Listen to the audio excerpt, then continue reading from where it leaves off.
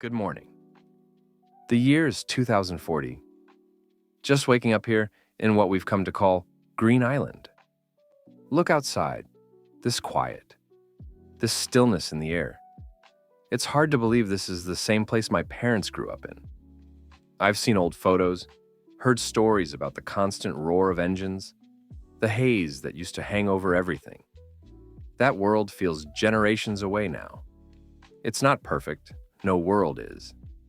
But it's undeniably cleaner, different. Now, my commute is simple now. No need to even think about owning a car. Car ownership in the city? Almost unthinkable. Not since the global ban on internal combustion engine cars in cities came fully into effect years ago. That was a huge shift, driven by strongly tightened global sustainability regulations. They didn't just encourage change, they mandated it. Now, everyone in urban centers relies on public transit. And honestly, it's fantastic.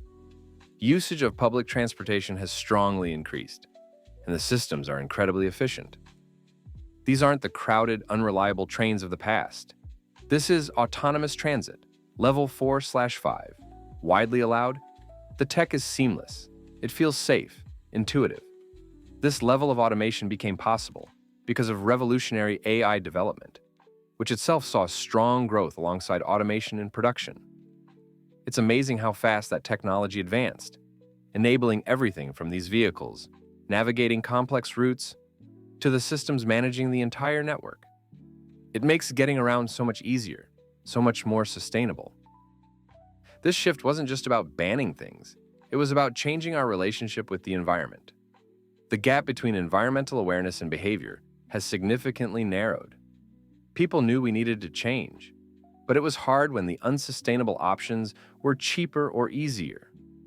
Now, with strong regulations and technological push making green choices the norm, it's become part of how we live. It's visible everywhere, the strong transition towards renewable energies, powering everything from our homes to this transport system. Improvements in battery technology have been revolutionary, which not only powers this green transition, but also supports the high demand for EVs that still exist outside these city centers.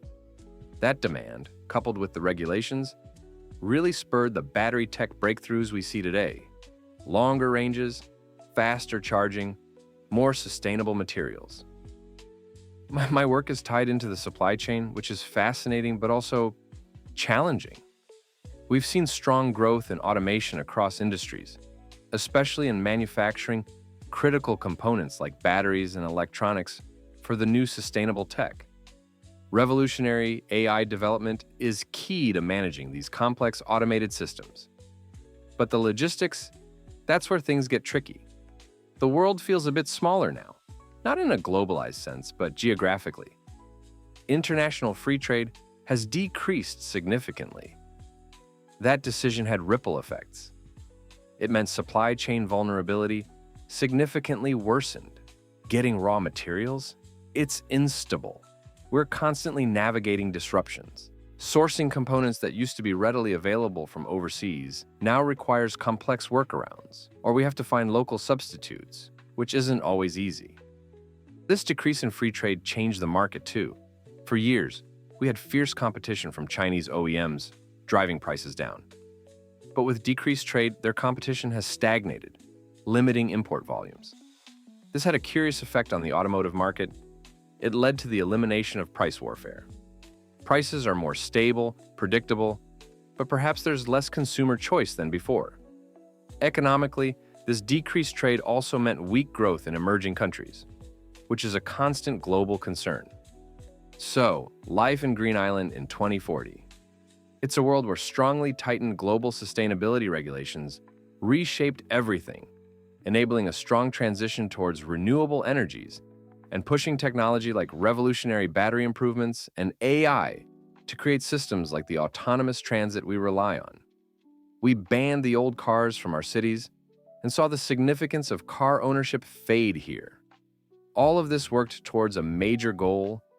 Global warming is only slightly increased, a far better outcome than the projections we faced decades ago. But the cost of that, decreased international free trade, is real. Dealing with instable raw materials and significantly worsened supply chain vulnerability is just part of daily life. And we know it's impacted economies elsewhere. It's a trade-off, I suppose. And living here, it's a constant reminder that choices, global choices, have very real personal impacts. We achieved a lot in protecting our planet, but it came with new challenges. This is our reality now. Green Island, the year 2040.